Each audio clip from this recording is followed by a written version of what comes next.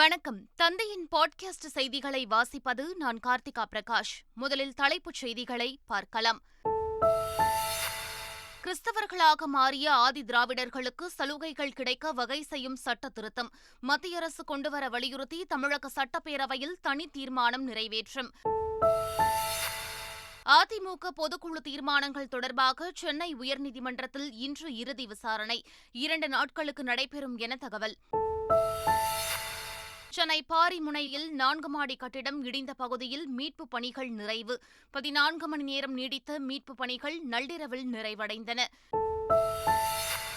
சென்னை, கோவை, மதுரை, ஈரோடு, சேலம் உள்ளிட்ட 14 நகரங்களில் 100 டிகிரியை தாண்டி சுட்டெரித்த வெயில். அடுத்த 2 நாட்களுக்கு வெயில் தாக்கம் மேலும் அதிகரிக்கும் என வானிலை ஆய்வு மையம் தகவல். கர்நாடக சட்டப்பேரவை தேர்தலுக்கான வேட்புமனு தாக்கல் இன்று நிறைவடைகிறது.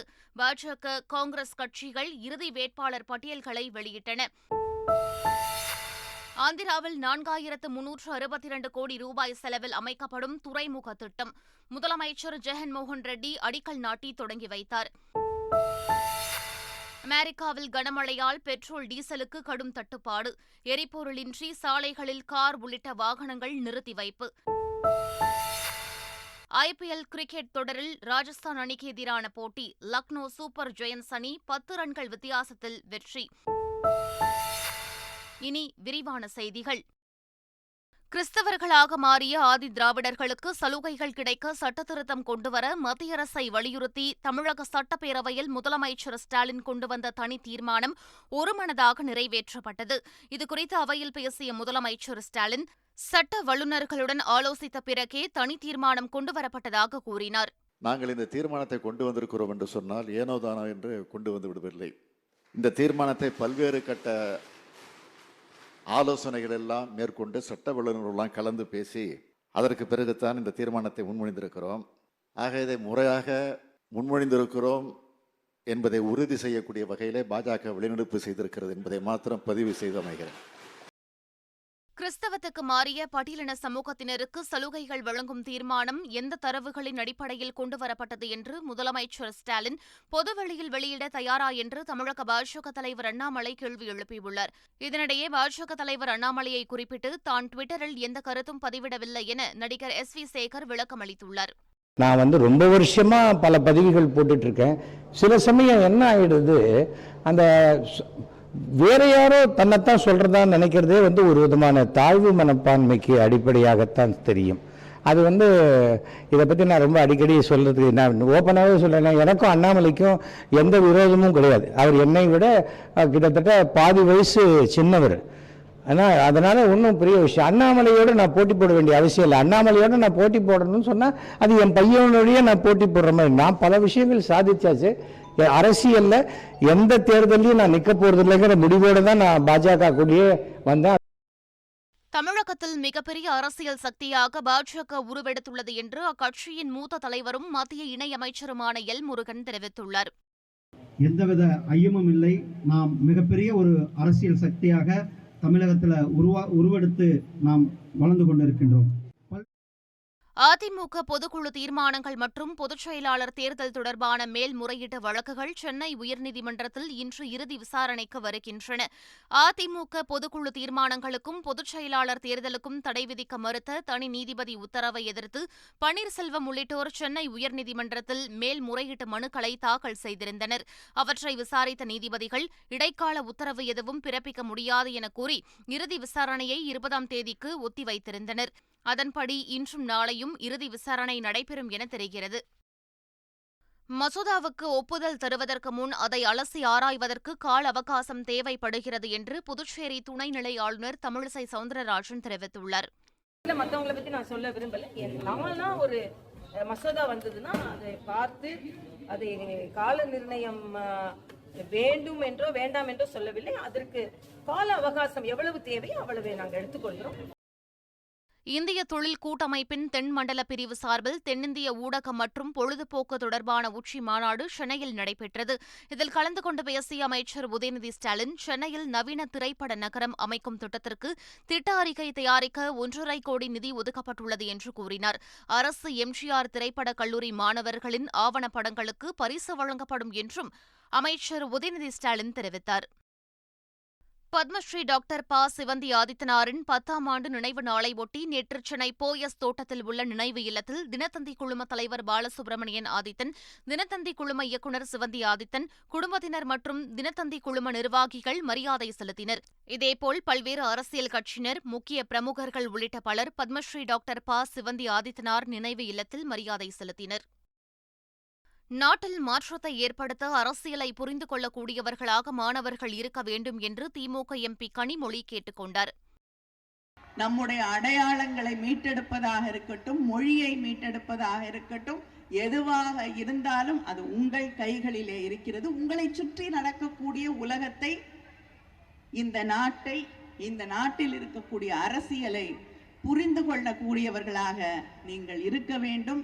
அதுக்கு உங்களை சுற்றி இருக்கக்கூடிய நிலைகள் என்ன என்பதை நீங்கள் ஒரு நிமிடம் சிந்தித்து பார்த்தாலே அந்த மாற்றத்திற்கு தலைவர்களாக நீங்கள் மாற முடியும்.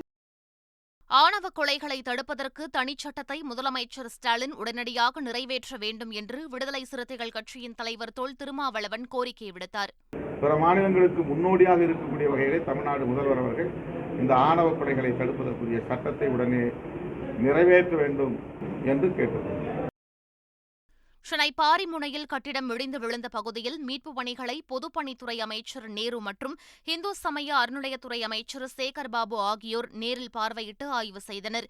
இதனிடையே கட்டிடம் இடிந்த பகுதியில் 14 மணி நேரம் நீடித்த மீட்புப் பணிகள் நள்ளிரவில் நிறைவடைந்தன. சென்னை பாரிமுனையில் கட்டிடம் இடிந்து விழுந்த விவகாரத்தில் உரிமையாளர் சூளை பகுதியைச் சேர்ந்த பரத்சந்திரன் மீது 5 பிரிவுகளின் கீழ் வழக்கு பதிவு செய்யப்பட்டுள்ளது. அஜாக்கிரதையாக செயல்படுதல், பொது சொத்தை சேதப்படுத்துதல் உள்ளிட்ட 5 பிரிவுகளின் கீழ் எஸ்பிளனேடு போலீசார் வழக்கு பதிவு செய்துள்ளனர். இதனிடையே இந்த விபத்தில் ராஜசேகர், பார்த்திபன், அரசு ஆகிய 3 பேருக்கு காயங்கள் ஏற்பட்டுள்ளதாகவும், முகமது ஆரிஃப் என்பவருக்கு லேசான காயங்கள் ஏற்பட்டுள்ளதாகவும் காவல்துறை தெரிவித்துள்ளது. வேலூரில் தனியார் நர்சிங் கல்லூரியில் 10,000 ரூபாய் லஞ்சம் வாங்கியதாக வட்டார சுகாதார கண்காணிப்பாளர் கைது செய்யப்பட்டுள்ளார். சார்பனாமேடு பகுதியில் உள்ள தனியார் நர்சிங் கல்லூரியில் பயிலும் மாணவிகளை பயிற்சிக்காக அரசு மருத்துவமனைகளுக்கு அனுப்ப கல்லூரி தரப்பிலிருந்து விண்ணப்பிக்கப்பட்டது. இதற்கு அனுமதி வழங்க வட்டார சுகாதார கண்காணிப்பாளர் கிருஷ்ணமூர்த்தி 10,000 லஞ்சம் கேட்டதாக கூறப்படுகிறது. இதுகுறித்து கல்லூரி முதல்வர் லஞ்ச ஒழிப்புத்துறையினரிடம் அளித்த புகாரின் பேரில் கிருஷ்ணமூர்த்தி லஞ்சம் வாங்கியபோது கையும் களவுமாக பிடித்தனர். பெரம்பலூர் அருகே பட்டா மாறுதலுக்கு 20,000 ரூபாய் லஞ்சம் வாங்கியதாக கிராம நிர்வாக அலுவலர் உட்பட 2 பேரை லஞ்ச ஒழிப்பு போலீசார் கைது செய்துள்ளனர். டி. களத்தூர் கிராமத்தைச் சேர்ந்த சின்னதுரை என்பவர் பட்டா மாறுதல் செய்வதற்காக கிராம நிர்வாக அலுவலர் தீனதயாளனிடம் விண்ணப்பித்துள்ளார். அவர் 20,000 ரூபாய் லஞ்சம் கேட்டதாக கூறப்படுகிறது. இதுகுறித்து சின்னதுரை பெரம்பலூர் லஞ்ச ஒழிப்புத்துறையில் புகார் அளித்துள்ளார். அதன் பேரில் ரசாயனம் தடவிய பணத்தை தீனதயாளனிடம் சின்னதுரை கொடுத்தபோது மறைந்திருந்த லஞ்ச ஒழிப்புத்துறையினர் தீனதயாளன் மற்றும் அவரது உதவியாளர் ஈஸ்வரி ஆகிய 2 பேரை கைது செய்தனர்.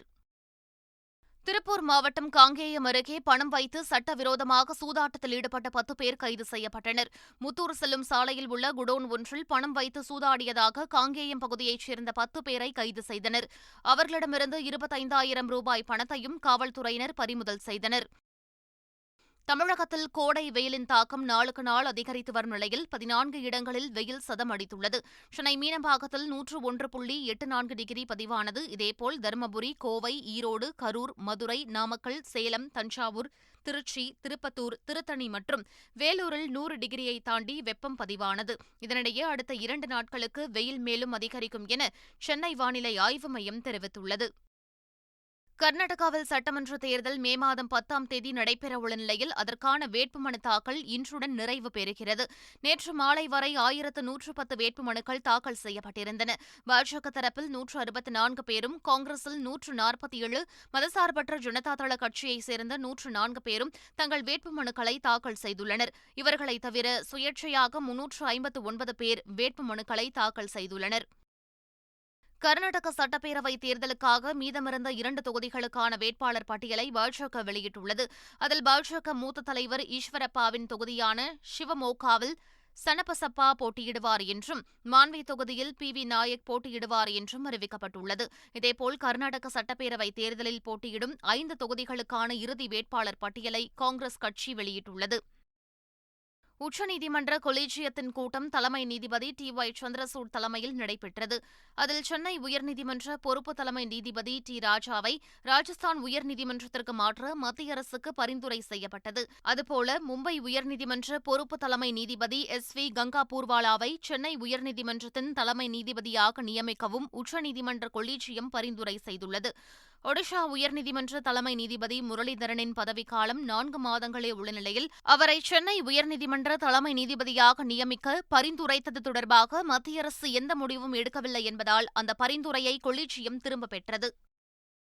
ஹிமாச்சல பிரதேசத்திற்கு 4 நாள் சுற்றுப்பயணமாக சென்றுள்ள குடியரசுத் தலைவர் திரௌபதி முர்மு பல்வேறு நிகழ்ச்சிகளில் பங்கேற்று வருகிறார்.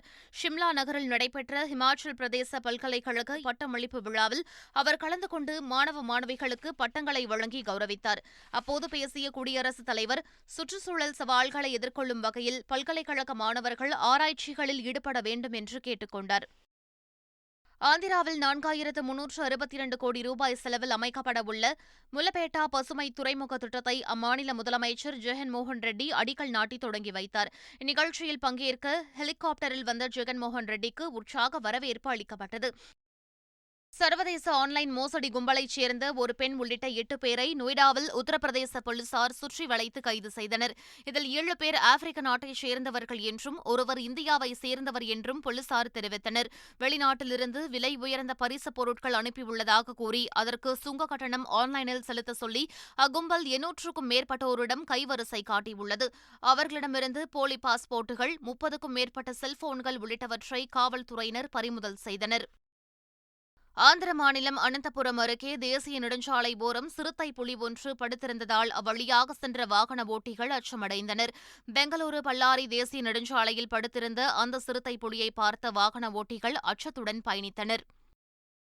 தென்கொரியாவை சேர்ந்த பிரபல பாப் இசை பாடகர் மூன் பின் திடீரென மரணமடைந்தார். 25 வயதான அவர் சியோல் நகரில் உள்ள அடுக்குமாடி குடியிருப்பில் நேற்றிரவு 8 மணியளவில் இறந்து போனதாக அவரது மேலாளர் போலீசில் புகார் அளித்துள்ளார்.